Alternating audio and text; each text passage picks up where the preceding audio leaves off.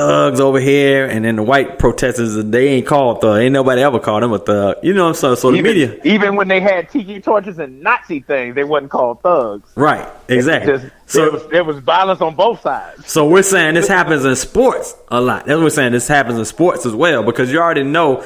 First off, these white folks, like, when you're in college, they're like, oh, I love college football. That's my favorite. I don't like the NFL so much. This right here further. You know why they don't like that, right? I told you that earlier. The reason why they don't like that, they want us to do. They feel like if I gave you these millions, nigga, you should be supporting my agenda. You should support my beliefs. You shouldn't have your own beliefs. Even if you believe Black Lives Matter, because I pay your check, nigga, you shouldn't tell nobody that Black Lives Matter. You need to keep that shit to yourself. You need to tell that shit to your preacher in the confessional. You don't ever need to, because you represent me, nigga, because I pay your salary, I own you. And that's the problem. And that's the reason why the black athletes are elevated more is just like I said. The media, even the people who aren't billionaires and paying their salaries, the people in the media look like, well, look at this little nigger. He was able to make it out of the slums, and he didn't have a daddy. He had 12 brothers and sisters, and he finally gets an opportunity to make good with his life. And look what he did, John. He slapped his girlfriend and did this, and I can't believe it. Just a waste of a life. Just waste of an opportunity. What a thug. What a hooligan. You know what I'm saying? It's like it's turned to the most devious shit in the world because they feel like they gave you some shit and you wasted it. You see what I'm saying? It all goes back to the feeling that they gave you some shit and you're squandering what they gave you. That's true. It's kind of like when you loan somebody some money and they tell you they need to pay their light bill and then they show up with some new sneakers and you like, hold up. In your reality, if you gave somebody some money, you shouldn't be worried about what they did with it or whatever, but if they needed it and you gave it to them, but then you see it and then as a person, you like, hold up, nigga. You just said you need to pay your bills, but you looking real fresh over there, man. You went to the Doug Stewart show weekend, flying the motherfucking nigga. You know what I'm saying? So it's that mentality, but on a different scale. Like they just look at us like, oh, if I had that opportunity, I wouldn't do that. I would do this and I would do that. You know, and there's white guys that's done that before, got on drugs and killed himself, like the dude from the Braves that killed the dude in the car crash and all that stuff. But like you said, it's not heightened because they feel like white folks got shit anyway. They just can't believe that we would squander this opportunity that was given to us. It was given to us. Now listen, this is funny because me and you pretty much grew up from the same city and we had the same type of people around us, especially the white folks who may be the same level. You know, you grew up middle class and you had white folks that actually were middle class too. But they say stuff like, man, I worked hard and I had to do this and I had to do that. And, you know, y'all grew up very nicely. You had a 2-parent household, this and this. And, you know what I'm saying? So they look at us like we're equals when they don't really know the struggle. Even though my parents did pretty well for themselves, even though your grandfolks did pretty well for themselves, it still took a lot more than, you know what I'm saying? They have that generational wealth. They have that money coming down the pipeline. They have opportunities. They were given a job. And don't get it twisted, man. Ain't none of the white people ever felt like we was on their level. If anything, they was upset that we was even where they was at. It was like, damn, I can't believe y'all here. But how did you get here, nigga? How you get in this neighborhood? Like, how did you do this? It's like when you was the president of the school, they was probably like, what the fuck, how is this nigga president? You know what I'm saying? Like, it's just at the end of the day, and to be truthful, there's a lot of white folks who just don't even know that they're totally oblivious. Like Popovich got on there and said the other day, he was like, there's no way I can understand what black people are going through. I can't understand it. Right. Like, I don't even have the mentality to fathom it because I don't know anything other than being white. Like, you can't, like what he says, like, being born white is a thing now. Like, right. White privilege. And that's what he said. He said it's like you started a 100-yard dash at the 50-yard line. already. Right. So it's a lot of white people that don't grasp that opportunity. They just got that, man, well, they need to pull themselves up by their bootstraps and this and this. I can't believe, and it's like, you don't understand that when you see one of these black dudes on this football field, one of these damn touchdowns effortlessly, you think that shit didn't take no work. It's just like the work. Do you know how many millions of kids are in jail and dead that were probably 1,000 times better than that kid that didn't even make it to college because they couldn't get their grades or they couldn't do whatever, couldn't get out of the gang shit. It's like we're dealt a bad hand, and that's my problem with black folks. That's why everybody gets mad at me, but that's my problem. I feel like the ones of us that do better and make it, it's like we're forced to still dumb down and cater to the ignorant shit. It's like now you Uncle Tom, now you talking white, now you know what I'm saying? Like, it's like you can't progress as a person and elevate your community. Like, you shouldn't want your kids to stop doing mollies and mumble rapping and doing stupid shit because, now that's not hip, you not hip. Just like like I said the other day about Jay-Z album. You know what I'm saying? Like, that's how I felt when I went back and thought about it. I was like, damn, he was saying something positive and something uplifting. But I was like, damn, that nigga don't sound like the Migos. Like, you know what I'm saying? Like, that's our mentality. It's like it's got to be ignorant for us to all rally around it, and it shouldn't be that way. Oh, man. So I was actually reading the chat. Got a couple of people said some things here. Clay said they love college football because the players are working for free.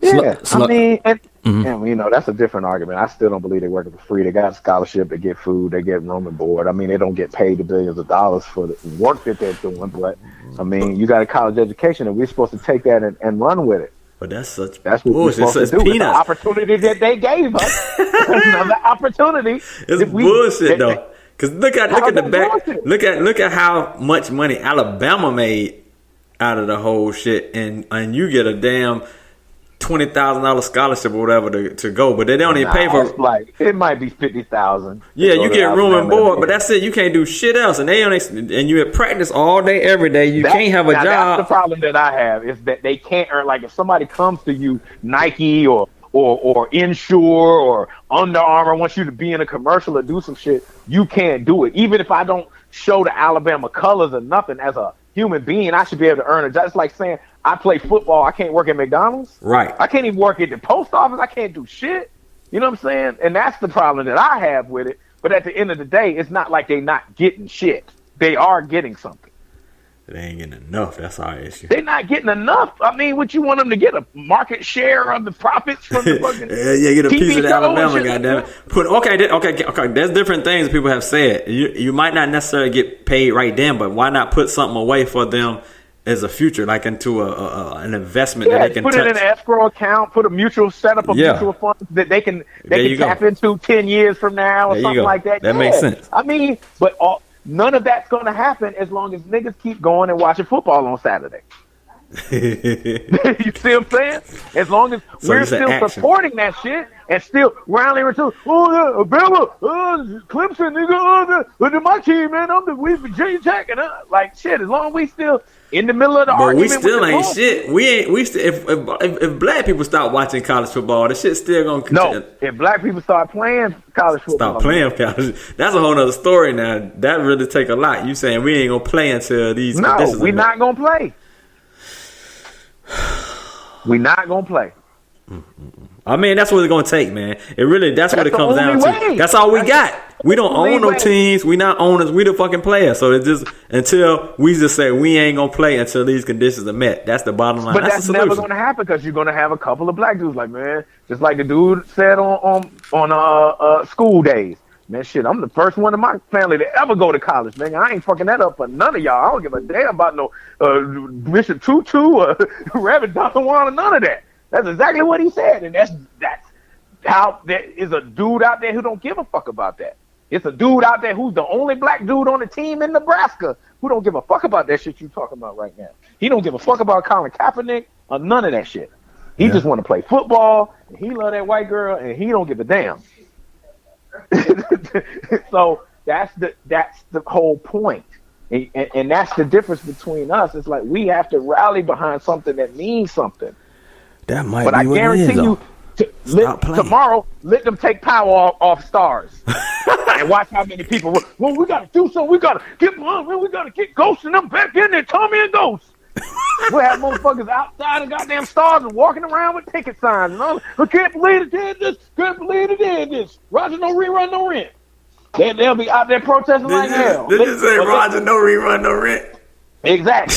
We'll be right out there, nigga. Let them not let Cardi B perform at the Grammys or some shit. Then we'll be like, oh, we're going to boycott the Grammys. We're going to do. Like, shit. It's like we stood behind the wrong fucking shit. It's like we need to be righteous in our protest. And that's our problem. All right. Like I said. Go ahead. Hold on. You just inserted that. I can't let you go by with that. I'm not a fan of the Cardi B song like that per se, but the girl like #1 and shit. And it's because you got old nigga ears. And she got her hustle. Still listening to Confunction and goddamn Yamo B. Nigga said Confunction. Still listening to that shit. So shit, you ain't gonna get Cardi B. Listen, all right. It's not for you. It ain't for me, and I'm not hating. And I sound like a hater. No, I didn't. I wasn't saying that. I thought you was going with that. You was saying that she can't perform with the Grammys. I wasn't about to hate on her hustle. She doing her thing. They playing the shit in Greece, France, England, all that shit. Song. It's just not my cup of tea. Like I'm not gonna ride around and listen to Cardi B. Like I'm not. Oh, nigga, I got that new Cardi B, son. I'm like, no. I mean, it's a cool song. Like I said, I always tell you, man, I know the difference between an artist and music. Is you can have a good song. Nigga, I like the Macarena. That don't mean I'm going to ride around and listen to that shit. I don't want to. It's just, it's a good song. It fits in this time. We need some more female rappers. She's got a great story because she went from just being an ignorant talking girl, stripper, extra bitch on fucking Love and Hip Hop to having a whole career where she's actually relevant. And that's a good thing. That's good to see black folks doing that. All right, so. Go ahead. Before you go there. All right. No, I was going to say, what I want is her to turn around now and do something positive. But that's not what we're going to do. Now we're going to be more ignorant. Now we're going to marry the nigga from the Migos and get into a beef with Young M.A. and do all, you know what I'm saying? So it's like. Why is there only one lane for a female MC? There's only one lane. It's like we got to compare. Now that she come out, she ain't as good as Nicki Minaj, or you know what I'm saying, or whatever. You know what I'm saying? It's like we have to compare, and it's always been like that. They can't exist like male rappers. You can have 15 male rappers, but it's always 1 or 2 at best female rappers that can only come out at a time, and you got them two beefing when it comes out to it. Do you agree with that statement? I mean, that's just anything. That's just like they said. Why is there no best female rapper category at the Grammys? It's just best rapper. You see what I'm saying? Like it's a male driven sport.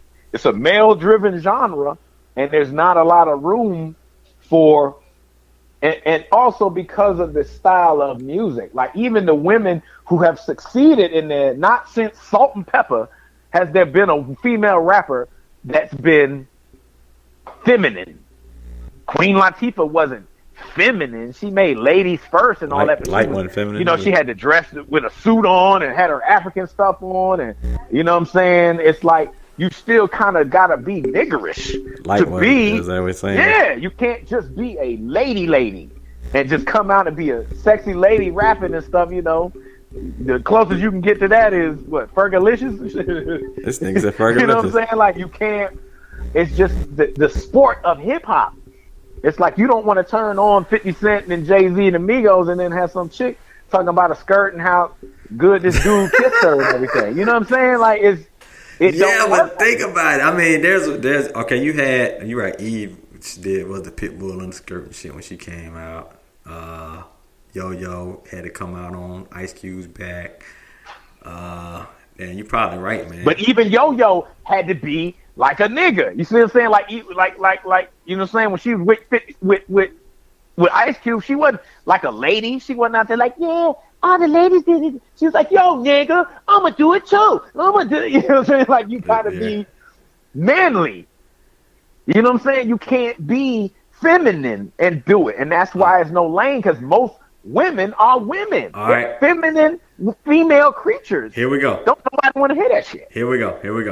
Because a lot of these folks, everybody in here done heard last weekend last Friday when Doug interviewed our girl Dynasty, your girl DY. Uh-huh. All right, so you got my girl Dynasty, my friend Dynasty.